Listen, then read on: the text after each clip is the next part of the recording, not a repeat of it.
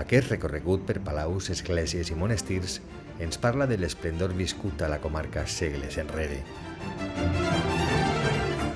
i de la influència que van exercir a Europa els membres de la llegendària família Borja.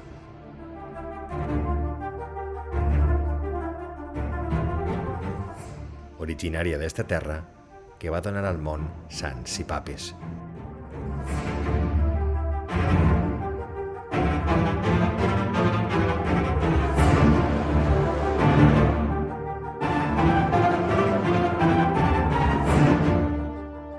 Un ric llegat que avui podem gaudir.